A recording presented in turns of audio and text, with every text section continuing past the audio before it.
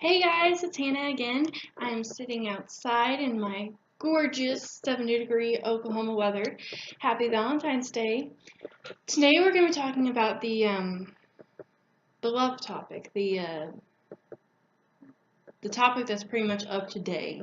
Today is can be the reminder of amazing things or can be the bittersweet moment of remembering sad parts in your life. So we're going to kind of just be like plowing through this a little bit faster today just because it is Valentine's Day and it's not as big of a topic that I really want to go into today. First off, I'm going to just start off with I've heard a lot of people talk about how there's no such thing as unconditional love. That's not true. Any Christian will tell you that, of course, God's love is unconditional, but even if you don't want to go that far, like you don't want to be, if you want something physical here that can show you that, right off the bat, I would suggest dogs. You can't go wrong with dogs, like, at all. But also, family. I cannot stress this enough. Pretty dang sure that if family didn't love you unconditionally, you would know it. Sometimes it's hard when we're feeling our worst and we're feeling completely desperate to latch on to some sort of love. That we make this delusion stating, I'm not loved. No one can love me. No one can be able to love me through my darkness. No one can love me through my good times or bad times, any of it. Now, note, some people are a little bit wimps in that, and they flake out because it freaks the crap out of them. And then you have those who just flake out just because they get jealous and they get tired of the fact that you're getting better and they're not. And it's just the whole concept is it's going to happen at least once in your life. So the unconditional love aspect, I'm a Christian, but I'm not one that generally, like, you have to be a Christian or you're going to hell. I feel very strongly that you should be, but I'm going to love you to death. That's just what I'm going to do. If that miraculously makes your mind just flip on and say, hey, I want to be like that. Peachy. I'm more power to you. I'm happy. But my whole goal in my life is to show the Christ-like love, which means that's tough love, that's being there, that's the whole concept that love was built around. God gave His only Son to die on this earth so that we could be saved. Those of us who do believe in Christ, which I'm one. That has always been my favorite part of the scripture, which was, for God so loved the world that He gave His one and only begotten Son, that whosoever believeth in Him shall not perish but have everlasting life. It also translates to the fact that not only will you be forgiven, you will be loved beyond belief. You will be cherished. You will be protected. Life still happens. I mean, you're bound to deal with a shitty boyfriend or any kind of relationship. You're bound to have that one that just makes you be like, no, I'm done. I'm done dealing with that. But you have to learn that humans are flawed. Life is flawed. The only thing in life that is not is God. In any culture, God is not flawed. So on this day, when people are having their lovey-dovey romantic nights, it's good to remember to reach out to those who don't have partners. Reach out to those who aren't married, who are feeling alone, and kind of remind them on this particular day that, hey, I may not be dating you, we may not be close friends, but I love you, and I hope you feel cherished today.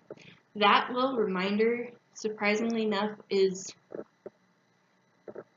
always a shocker to that person. 3/4 of the time in my life that I've been practicing this sort of way of living, I have people more often than not ask me, what is it about you that's different? Why are you so caring?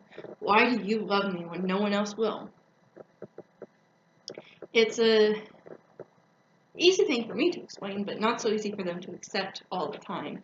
That I've literally gotten to this point in my life because of God. You can disagree, not agree with me, and talk about it. You can agree full-heartedly, but the fact still remains that I wouldn't have my husband if it wasn't for God.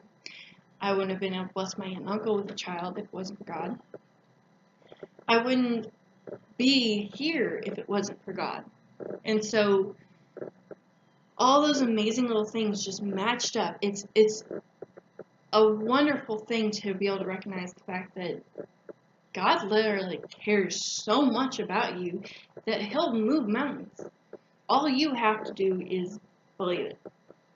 So, not going to say you can't get this kind of feeling if you're not Christian, but it's going to be faltering. Those who try to find that unconditional love before finding the person that they marry, I can easily say that my unconditional love for my husband is unwavering. But we die. Things happen. It changes. Whereas God's not. So it's that the closest thing that I can even remotely compare it to is my husband. So with this being said, I'm wanting people to remember that when you're having those dark moments, especially on today, and you may not want to, like, you don't need to go reading the Bible to have this feeling. You don't need to go listen to worship music. If you just sit, and whether or not you say it out loud or just in your head, and you just talk, you could feel ridiculous doing it. You can feel like it's actually helping. But when you talk through your emotions and, in a sense, act like you're talking to God, you'll be surprised of how much warmer and how much more at peace you feel after you do that. Because He listens. And that's part of the whole unconditional love. It doesn't matter if you've done the whole prayer of I accept Jesus into my life. It doesn't matter if you read the Bible daily. It doesn't matter if you go to church every single week, every single service. If you pray out to Him, or even if you just talk, like I talk. I don't really pray as much as I just talk, because to me that brings me clarity better. So just remember that on this day of love. And then for those of us who are married, or those of us in relationships and whatnot, remember that it doesn't always have to be flowers. It doesn't always have to be chocolates, fancy dinners. It's the thought that counts. Whether or not you're spending that big bucks or you're spending what you can because you're on a tight budget, make sure you show some point today just how much you love that person. Whether it be just a simple text, or whether it be you buy them a single flower, or you just make them one of their favorite meals. It may not be the most expensive meal, but one of their favorites. It's that act of love that is important on today, because so many people fantasize about this day. They build this day up, and it kind of ruins the whole thought of what romance and unconditional love is. You don't need one day to celebrate it. You just don't. And if you are using just one day to celebrate your love for a person, that's kind of screwed up. I'll be very blunt about that. I've never understood that. I'm like, okay, I get to do things, but this isn't the only day I'm going to do these things. So remember that it may be a known fact between the two, but it would be better say it than not, because you can't You can't say it enough. You can't say I love you too many times. You can't say I genuinely care about you too many times. You can't show enough to get annoying. Like, if you get annoying to someone, then that person's either having a really terrible day or something's kind of out of whack. So, with that being said, I'm probably going to be wrapping this up here in a minute. I hope everyone has a wonderful Valentine's Day. I'm making chili for my husband and my friend, who this is her birthday today, so that's exciting as well. So I'll be trying to record a couple more videos. We'll see if I get another one out this week or not. But the topics I touched today, I'll probably end up talking a little bit more about Christianity in another one, just because my views on it is a little more different than everyone else's. It doesn't really change the fundamental parts of it. It's just how I lived my life. Yes, dog. So, I'm pretty much day to day, whatever topic is pretty much on my mind to talk about, I'll talk about that day, and then if it's a different topic or if it's the same one, I'll just continue talking about it until I decide to do otherwise. Please leave a like and feel free to comment. I don't mind having a conversation about the topics I talk about. I just don't want it to be a attacking conversation or any kind of thing like that. If you want to say, I don't agree with you and this is why, full on, fine with that.